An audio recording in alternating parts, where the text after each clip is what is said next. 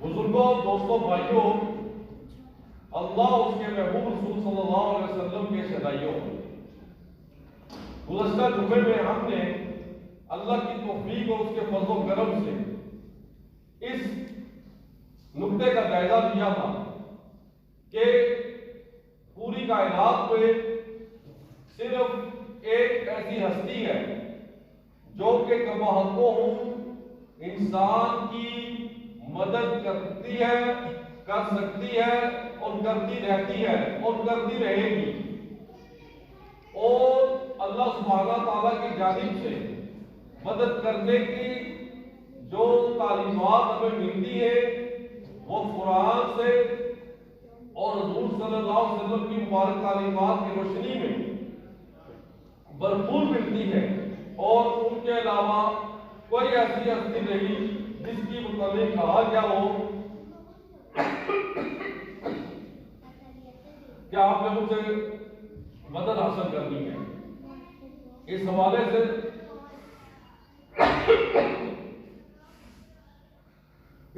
سے جو حدیث ہم آپ کی خدمت میں پیش کر رہے تھے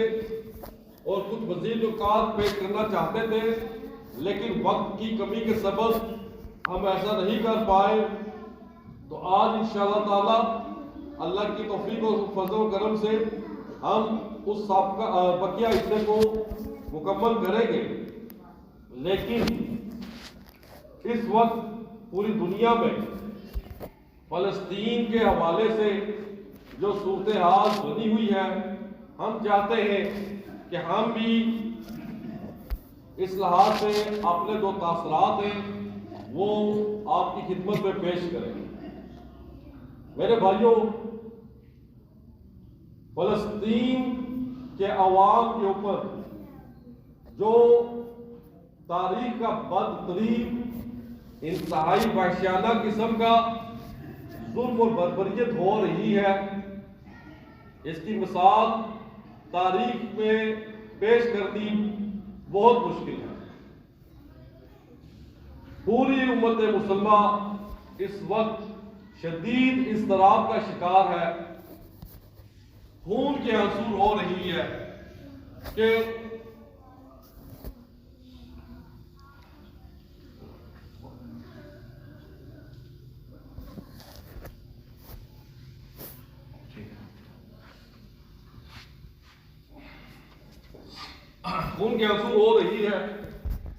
ہمارے مسلمان بہن بھائی وہ کس طرح سے کافروں کے ظلم و ستم کا بے دریغی کے ساتھ شکار ہو رہے ہیں۔ معصوم بچوں کی، خواتین کی سب سے زیادہ ہلاکتیں ہو رہی ہیں، نوجوان بھی مارے جا رہے ہیں، اور پوری دنیا محض زبانی طور پر جو ہے، رسمی طور پر کچھ کلمات کہہ دینے پر اکتفا کیے ہوئے ہیں، اور مسلم جو ممالک ہیں ان کا حال بھی ان سے کوئی مختلف نہیں۔ ہمیں اس حوالے سے جو کردار ادا کرنا چاہیے، ہم اس کردار کو ادا کرنے سے قاصر ہوئے، بے بس بنے بیٹھے۔ اگر ہم ان تمام معاملات کا بنظر غائب جائزہ لیں تو فلسطین ہو، کشمیر ہو، شام ہو، عراق ہو، جہاں کہیں بھی، یا برما ہو، جہاں کہیں بھی آپ کو خون بہتا نظر آئے گا تو امت مسلمہ ہی کا خون بہتا نظر آئے گا۔ اس کے علاوہ آپ کو شاید ہی کسی دوسرے مذہب کے لوگ اس طرح بے دردی کے ساتھ گاجر گولی کی طرح کرتے نظر آئیں گے۔ تو اس کی وجہ کیا ہے؟ آخر ہم لوگ اس قدر مفروق الحال کیوں ہو چکے ہیں؟ ہم لوگ اس قدر بے بس و بے کس کیوں ہو چکے ہیں؟ ہم لوگ وہ گروہ ہیں جو پوری دنیا میں اللہ سبحانہ تعالیٰ پر ایمان کا اقرار کرتے ہیں، دعویٰ کرتے ہیں، اللہ کے محبوب رسول صلی اللہ علیہ وسلم کو آخری نبی مانتے ہوئے مکمل طور پہ ان کی نبوت کا اقرار کرتے ہیں، اس کے قرآن کا، تمام الہامک بکس کا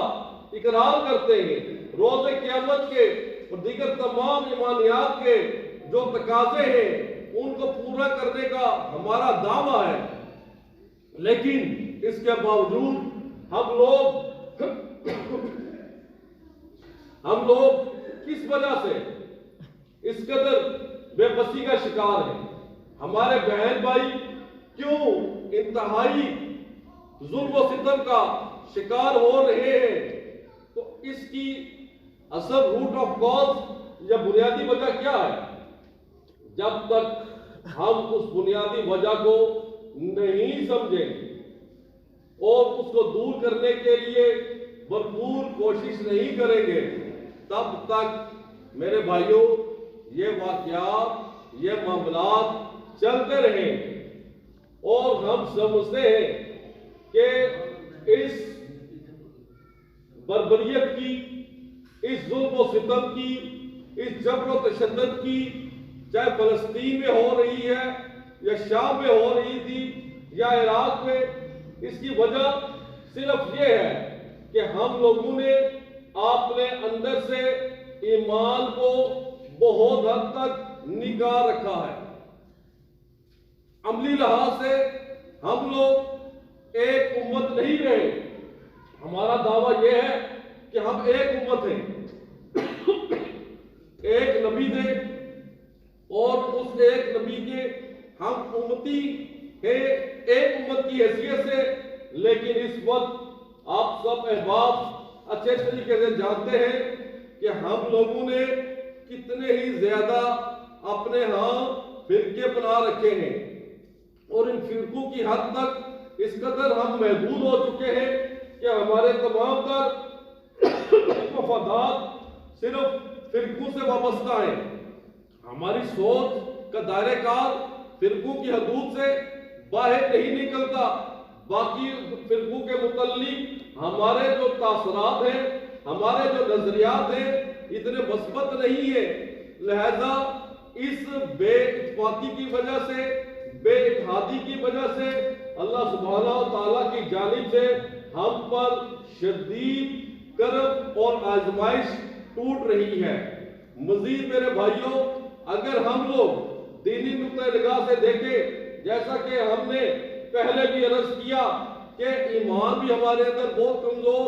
اعمال صالحہ بھی ہمارے اندر بہت کمزور، اخلاق حسنہ جو ہے وہ بھی ہمارے اندر بہت کمزور، تو ان تمام تر امور کی وجہ سے یقینی طور پر اللہ کی جو رحمت خصوصی طور پر نازل ہونی تھی اس سے ہم لوگ محروم ہیں، کیونکہ ہم لوگوں نے خود کو دین سے دور رکھ کر اپنے آپ کو اس قسم کے جو معاملات ہیں ان کے اوپر خود گرا دیا ہے، خود ہم ان کے ذمہ دار ہیں۔ اگر ہم لوگ اپنی آنکھیں کھولیں، اپنے اندر ایمان پیدا کریں،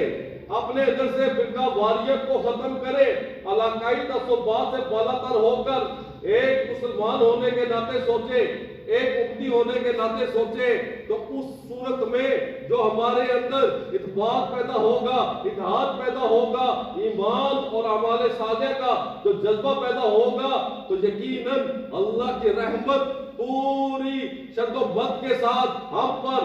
نازل ہوگی اور اس کے نتیجے میں الحمدللہ ضرور بالضرور اللہ تعالی ہم کو ایسی آزمائشوں سے سرخرو کرے گا۔ ہمیں غیروں کی جو استعماری قوتوں کی ریشہ دانیاں ہیں، ان کے جبر و تشدد ہے، ان سے بچنے کی ہمیں اللہ تعالیٰ نہ صرف توفیق عطا کرے گا بلکہ ہم کو ایسی ہمت عطا کرے گا اتحاد کی برکت سے، ہمیں ایسی طاقت عطا کرے گا ایمان کی برکت سے کہ جس کی وجہ سے ہم لوگ الحمدللہ ان تمام جابر، ظالم اور تاریخ کے بدترین جو وحشی یہودی ہیں ان کے اوپر بھی غلبہ حاصل کر پائیں گے۔ تو میرے بھائیوں، ضرورت سب سے زیادہ اس امر کی ہے کہ ہم مجموعی طور پر اللہ تعالیٰ کے حضور توبہ استغفار کریں، اپنے گناہوں کا اقرار کریں اور آئندہ ہر قسم کی بے ایمانی سے، ہر قسم کی بد عملی سے، ہر قسم کی فرقہ واریت سے، ہر قسم کے دیگر جتنے بھی ایسے معاملات جو اللہ اس کے رسول کو انتہائی ناپسند ہیں ان سے دور ہونے کا وعدہ کر لے تو ضرور بالضرور اللہ تعالی ہماری مدد فرمائے گا۔ تو اس لیے ضروری ہے کہ جہاں ہم نے دعائیں مانگنی ہے اپنے لیے، بالخصوص فلسطینی بہن بھائیوں کے لیے، تو اس کے ساتھ ساتھ ہم کو چاہیے کہ اپنے رب سے ہم گڑ گڑا کر معافی مانگے اور مجموعی طور پر معافی مانگ کر اپنے آپ کو قبر بستہ کر لیں کہ واقعتاً اب ہم جو سے ہیں سچے مسلمان ہیں، سچے عاشق رسول ہیں، ہمارے اندر کوئی فرقہ واریت نہیں ہے، ہمارے اندر کوئی اور دیگر جو خود غرضی پر مبنی وفادات ہے وہ نہیں ہے، ہمارا وفاد ایک ہے، ہم امت ایک ہے، ہمارا رب ایک ہے، ہمارے نبی ایک ہے، ہمارا قرآن ایک ہے، ہمارا قبلہ ایک ہے، ہمارا کعبہ ایک ہے، ہم ایک قوم ہیں، ایک ملت ہے۔ انشاءاللہ جب ایک ملت ہوگا ہم آگے بڑھیں گے تو کسی بڑے سے بڑے دشمن کی وہ چاہے تعداد میں جتنے مرضی زیادہ ہو، ان کے پاس جتنا مرضی ہیوی اسلحہ ہو، ٹیکنالوجی ہو، انشاءاللہ اس اتحاد کی بدولت، اس قوت اپنا یونٹی کی بدولت اللہ تعالیٰ آپ کی مدد فرمائے گا اور آپ کے دشمنوں پر غالب کرے گا، اور یہی اس کا بہترین حال ہے۔ اللہ تعالیٰ ہم کو اس بات کی توفیق عطا فرمائے کہ ہم اپنی صفوں میں اتفاق پیدا کریں۔ اللہ تعالیٰ ہم کو اس بات کی توفیق عطا فرمائے کہ ہم اللہ تعالیٰ کے آگے گڑ گڑا کر سچے دل سے معافی مانگ پائے، اور جو ہمیں ذمہ داری اللہ تعالیٰ کی جانب سے دی گئی ہے اس کو کما حق کو ادا کرتے ہوئے ہم فلسطینی بہن بھائیوں کی مدد کر پائیں اور آئندہ اس قسم کے جتنے چیلنج ہیں ان کا بھی ہم کلا کما کر سکیں۔ تو اس کے علاوہ ان امور کے علاوہ ہمارے نزدیک کوئی دوسرا پائیدار حل نہیں ہو سکتا۔ تو امید کرتا ہوں کہ سب احباب اس حوالے سے ضرور غور کریں گے، نظر ثانی کریں گے، اور اپنے فلسطینی بہن بھائیوں کے لیے اور خود اپنی بقا کے لیے اس اپنے معاملات پر ضرور جو سے عمل پیرا ہونے کی کوشش کریں گے۔ اللہ تعالی ہم سب کو اس پر دل و جان کے ساتھ عمل کرنے کی توفیق عطا فرمائے۔ میرے بھائیوں، اس کے بعد ہم پھر سے شروع کرتے ہیں اپنے پچھلے موضوع کو، تو وہ یہ تھا کہ جب کوئی انسان یا مسلمان اللہ سے مدد مانگنے کے بجائے کسی اور سے مدد مانگتا ہے، غیر میں بالخصوص، تو اس کا یہ قول، اس کا یہ عمل، اس کا یہ عقیدہ حضور صلی اللہ علیہ وآلہ وسلم کو شدید دکھ پہنچاتا ہے۔ اس بات کی گواہی قرآن پاک میں اللہ سبحانہ تعالیٰ نے خود کی، اور اللہ سے بڑھ کر کسی کی بات ہو سکتی ہے؟ اللہ سے بڑھ کر کسی کی گواہی ہو سکتی ہے؟ اللہ سے بڑھ کر کوئی، اللہ کے کلام سے بڑھ کر کوئی سچی بات کہہ سکتا ہے؟ ہرگز نہیں۔ اگر ہم اس کے اوپر ذرا سا بھی شک کا اظہار کریں گے تو ہمارا ایمان بالکل فارغ ہو جائے گا۔ اگر ہمارا اللہ پر یا اس کے کلام کے اوپر ایمان میں کمزور ہے یا ہم اس کے اوپر شک کرتے ہیں، تو وہ کیا فرماتے ہیں کہ فلا یحزن کا قولہم، کہ اے نبی آپ کو دکھ نہ پہنچائے یہ باتیں جو لوگ میرے علاوہ کسی اور سے مدد کو مانگتے ہیں، آپ حوصلے میں رہے، ہم ان کے ساتھ نپٹ لیں۔ پھر سوال یہ بھی پیدا ہوتا ہے میرے بھائیوں کہ وہ کون سا مسلمان ہے، وہ کون سا عاشق رسول ہے جو ایسی بات منہ سے نکالنا چاہے، ایسا عمل کرنا چاہے، ایسا عقیدہ یا نظریہ اختیار کرنا چاہے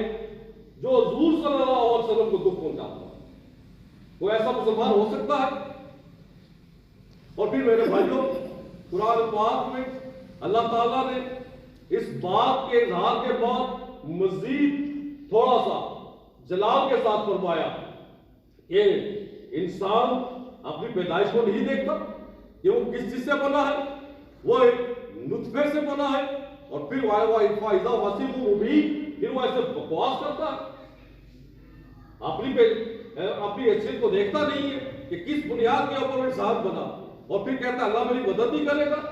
پھر سورہ حج میں کی آیت نمبر 15 میں اللہ تعالیٰ ارشاد فرماتے ہیں کہ اگر کوئی شخص یہ کہتا ہے کہ اللہ میری مدد نہیں کرے گا دنیا اور آخرت میں، تو اس کو چاہیے کہ اپنے مکان کی بلندی پہ چھت پہ کھڑا ہو کر اپنے گلے میں رسی ڈال دے اور لٹک جائے، تو اندازہ لگائے کہ اللہ سبحانہ تعالیٰ کس قدر جلال کے ساتھ اس بات کی نفی کر دے کہ کوئی شخص اگر اللہ کو مددگار نہیں سمجھتا تو اس کو چاہیے کہ اپنے گلے میں رسی لٹکا کر لٹکے۔ اللہ تعالیٰ ہر چیز اس بات کو برداشت نہیں کرتے، اس کے پیارے محبوب صلی اللہ علیہ وسلم ہر چیز بات کو برداشت نہیں کرتے کہ اللہ کے علاوہ کسی اور سے مدد مانگی جائے۔ تو حدیث شریف میں آتا ہے کہ جیسا کہ آپ لوگوں کو یاد ہوگا، میں مختصر سنا دیتا ہوں، مسلم شریف میں یہ روایت آئی ہے اور دیگر کچھ حدیثی کتب میں کہ حضرت عیسیٰ علیہ السلام کو ماننے والوں میں سے ایک بچہ تھا جو بعد میں ان کا ایمان لایا، لیکن اس ٹائم تک جب اس کی وہ بادشاہ نے ڈیوٹی لگائی تھی وہ کافر تھا۔ تو بادشاہ، آپ کو یاد ہوگا ہم نے بتایا تھا، ایک جادوگر دوست کی مدد سے بادشاہت کرتا تھا۔ بچے نے جب بادشاہ کے کہنے پر جادو سیکھنا شروع کیا تو اس وقت جب اس کے پاس جایا کرتا تھا تو راستے میں ایک بہت ہی شریف النفس انسان کو وہ دیکھا کرتا تھا جو بیٹھا ہوا ہے اور لوگوں کو دین سمجھا رہا ہے، کچھ بیمار ہیں تو ان کو حضرت عیسیٰ علیہ السلام کے شاگردوں کے ذریعے سے جو اس نے کچھ اللہ کے کلام سیکھے ہوئے تھے، جو دم سیکھے ہوئے تھے وہ کرتا ہے۔ تو اس کو وہ شخص بہت معقول لگتا تھا، اور اس نے اس کے پاس جانا شروع کر دیا۔ لوگوں نے اس کو منع کیا کہ تمہیں بادشاہ نے اس جادوگر کے پاس بھیجا ہے، اس کے پاس نہیں بھیجا، لہذا تم اس کے پاس مت جاؤ۔ بچے میں جاتا رہا، لیکن اس کے دل میں شک ہوتا رہا کہ مجھے بڑے لوگ منع کرتے ہیں کہ جادوگر کے پاس جاؤ، اس کے پاس مت جاؤ، ہو سکتا ہے ان کی بات ٹھیک ہو۔ اور ہم نے آپ کو یہ بتایا تھا کس طرح سے بچے کے دل میں یہ یقین پیدا ہوا تھا کہ وہ جادوگر غلط ہے اور بچہ وہ اپنا وہ جو آدمی ہے وہ صحیح ہے۔ اختصار کی وجہ سے ہم اس واقعے کو سر پہ نظر کرتے ہوئے بات کو آگے بڑھائیں گے۔ پھر ایسے ہوتا ہے کہ اس بادشاہ کا ایک وزیر تھا جس کو نظر کی پرابلم ہو جاتی ہے اور وہ اندھا ہو جاتا ہے۔ بادشاہ اس بچے سے کہتا ہے اس وزیر کو اس جادوگر کے پاس لے کر جاؤ، وہ اس کو کوئی جنتر منتر پڑے گا تو اس کے نتیجے میں ہو سکتا ہے اس کی نظر بحال ہو جائے، تو وہ اس کے پاس لے گا۔ بچہ اس وزیر کو اسی نیک شخص کے پاس لے جاتا ہے۔ وہ نیک شخص اس کو کہتا ہے کہ اگر تم مان لو اللہ ایک ہے، اس کے علاوہ کوئی معبود نہیں، وہی ہماری مدد کرتا ہے، اور عیسیٰ علیہ السلام اللہ کے سچے رسول ہیں، باقی انبیاء علیہ السلام بھی، تو میں تمہیں دم کر دوں گا۔ پہلے تو وزیر نہیں مانا، لیکن جب اس کو مان گیا تو اس نے اس کو دم کیا تو اس کی نظر بحال ہوتی ہے۔ وزیر بہت خوش ہوا، وہ مسلمان ہو گیا اور بچے کے ساتھ دوبارہ محل چلا گیا۔ تو جب بادشاہ نے دیکھا اس کی نظر ٹھیک ہو گئی تو بہت خوش ہوا۔ والا اس نے کہا میں نے تمہیں کہا تھا نا تم جادوگر کے پاس جاؤ گے تو تمہاری نظر ٹھیک ہو جائے گی۔ وزیر نے کہا بالکل نہیں، میں تو جادوگر کے پاس مجھے بچہ لے کر ہی نہیں گیا۔ اس نے کہا کس کے پاس لے کر گیا؟ فلاں شخص کے پاس لے کر گیا، جو اس نے مجھے دم کیا ہے تو میں ٹھیک ہو گیا ہوں، اب تو میں اللہ پر ایمان بھی لے آئی ہوں، وہی میرا معبود ہے، وہی میرا مددگار ہے، اس کے علاوہ کوئی بھی نہیں۔ جب اس نے یہ بات کہی تو پھر میرے بھائیوں اس شخص بادشاہ نے وزیر سے کہا کہ تم فوری طور پر اس عقیدے کو چھوڑ دو، نہیں تو میں تمہیں قتل کرا دوں گا۔ اس نے کہا میں قتل ہو جاؤں گا لیکن یہ عقیدہ ہرگز نہیں چھوڑوں گا۔ چنانچہ بادشاہ نے اس وزیر کو قتل کرا دیا۔ وزیر بیچارہ قتل ہو گیا۔ پھر بادشاہ نے اس بچے کے متعلق جب وہ جان گیا کہ یہ بچہ اصل میں اس تمام کا عمل کا ذمہ دار ہے، اس نے فیصلہ کیا کہ وہ بچے کو بھی قتل کروا دے گا۔ اس نے اپنے فوجیوں کو بلایا اور کہا کہ اس بچے کو ریاست کا جو سب سے اونچا پہاڑ ہے وہاں لے جاؤ، پہاڑ کی چوٹی پہ کھڑے ہو کر اس کو وہاں سے نیچے گرا دینا زور سے، تو یہ مر جائے گا تو میری جان چھوٹ جائے گی۔ وہ فوجی ڈھیر سارے اس بچے کو لے کے اور جو ہی پہاڑ کی چوٹی پر پہنچے تو بچے نے کہا یا اللہ مدد، ساتھ ہی ایک ایسا زلزلہ آیا، سب فوجی اس چوٹی سے نیچے گر کے، بچہ محفوظ رہا اور وہ نیچے اتر کر واپس محل میں پہنچ گیا۔ اس نے بادشاہ سے کہا دیکھو بھائی تم مجھے مروانے لگے تھے، تمہارے بندے سارے نیچے گر گئے ہیں اس چوٹی سے اور مر گئے ہیں اور میں بچ گیا ہوں اللہ کی مدد سے۔ بادشاہ نے کہا کوئی مسئلہ نہیں، میرے پاس بہت بڑی فوج ہے۔ چنانچہ اس نے پھر فوجی کو بلایا، اسے کہا کہ اس کو لے جاؤ دریا میں جہاں سب سے زیادہ گہرا پانی ہو، وہاں اس کو ڈبو دو۔ فوجی اس کو لے کے کشتی پہ بٹھایا اور جہاں سب سے زیادہ گہرا پانی تھا وہاں جب لے کر گئے تو جب اس کو ڈبونے لگے تو بچے نے کہا یا اللہ مدد، ساتھ ہی ایک عجیب سی لہر پیدا ہوئی، اس کے نتیجے میں سارے کے سارے فوجی الٹ کر دریا کے اندر ڈوب کے، بچہ محفوظ بیٹھا رہا کشتی پر اور پھر وہ واپس کنارے پہ آ گیا۔ پھر بادشاہ سے کہتا ہے دیکھو بھائی میں بچ گیا ہوں اللہ کی مدد سے، تمہارے سارے فوجی ڈوب گئے۔ بادشاہ نے کہا یہ تو بہت بڑی مسئلہ بن گیا میرے لیے۔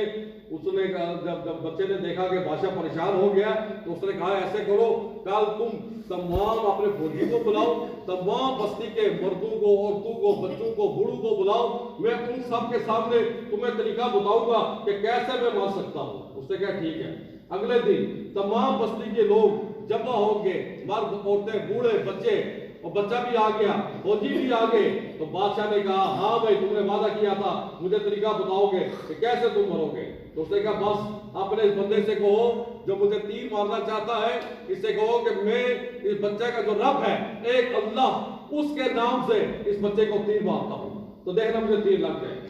چنانچہ فوجی بادشاہ نے حکم دیا ایسے ہی بولو۔ فوجی نے یہی بولا کہ اس بچے کا جو رب اللہ ہے اس کے نام سے میں تیر مارتا ہوں۔ وہ تیر سیدھا اس بچے کو لگا، بچہ شہید ہو گیا،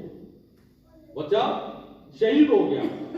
جو ہی بچہ شہید ہوا تمام بستی کے لوگ سب اسی وقت کلمہ پڑھ سب نے پڑھا لا الہ الا اللہ، کہ کوئی نہیں عبادت کے سوا، کوئی نہیں معبود، کوئی نہیں مددگار واسوائے اللہ کے۔ میرے بھائیوں اب اس کے بعد مختصر سی بات رہ گئی ہے، قرآن پاک میں یہ واقعہ ذکر ہوا ہے۔ تو پھر بادشاہ نے کہا تم لوگوں میں یہ ضرورت کہ میرے جیتے جی دوسرا کلمہ پڑھ لو، دوسرا عقیدہ تیار کر لو۔ اس نے کہا میں تم سب کو جلا دوں گا۔ انہوں نے کہا تم جلا دو، ہمیں کوئی پرواہ نہیں ہے۔ چنانچہ ان سب کے لیے خندق کھودی کی، آگ کے بڑے بڑے الاؤ روشن کیے گئے۔ جب خوب آگ بھڑک اٹھی تو بوڑھوں کو، جوانوں کو، عورتوں کو، بچوں کو اس آگ کے کنارے بٹھا دیا گیا اور آخری دفعہ بولا میں تم سب کو آخری موقع دیتا ہوں کہ اپنی کلمہ سے کار کر دو، بچ جاؤ گے۔ سب نے بادشاہ کو زبانوں کر کہا ہم نے جو کلمہ پڑھ لیا اس سے پیچھے ہٹنے والے نہیں ہیں، ہمیں تم پھینک دو اس کے۔ چنانچہ ان سب کو، بوڑھوں کو، جوانوں کو، عورتوں کو، چھوٹے چھوٹے بچوں کو، وہ بچے جو بھی ماں کا دودھ پی رہے تھے سب کو انہوں دھکا دے کر آگ کے اندر پھینک دیا اور سب جل کر خاکستر ہو گئے، لیکن اپنے ایمان سے وہ پیچھے نہیں ہٹے۔ اسی چیز کا ذکر اللہ تعالیٰ نے سورۃ البروج 30 پارے میں بھی کیا ہے۔ اللہ تعالیٰ نے فرمایا کہ قسم آسمان کی اور برج کی اور قیامت کے دن کی اور حاضر کرنے والے اور کیے جانے والے کی، اور مارے گئے، قتل ہو گئے خندقوں والے جب ان کے اوپر آگ کے الاؤ روشن کیے جا رہے تھے، اس کے کنارے وہ بیٹھے تھے اور جو لوگ ان پر ظلم کر رہے تھے وہ سب یہ تماشا دیکھ رہے تھے۔ وہ یہ بھول گئے تھے کہ ایک اللہ سبحانہ تعالیٰ زمین اور آسمان کا مالک وہ دیکھ رہا ہے تم لوگوں کی ذاتمانہ حرکتوں کو، تم لوگوں کی بربریت کو، تم لوگوں کی وحشت کو، اس طرح سے تم لوگوں سے اپنے ایمانوں کو حساب لے گا۔ 200 کے 72 گھڑے میں اس سے بھی 1000 گنا زیادہ تمہیں اربوں سال کے لیے جلاتا چھوڑ کر کے۔ تو اس بات کا پورا ثبوت قرآن پاک میں ملا ہے۔ اللہ سبحانہ تعالیٰ ہم کو توفیق عطا فرمائے کہ ہم ہر مسئلے پر، ہر موقع پہ صرف اللہ سے مدد مانگنے والے بن جائیں اور کسی اور سے مدد نہ مانگے۔ اللہ تعالیٰ ہمیں قرآن و سنت پر عمل کرنے کی توفیق عطا فرمائے۔ واخر دعوانا ان الحمد للہ رب العالمین۔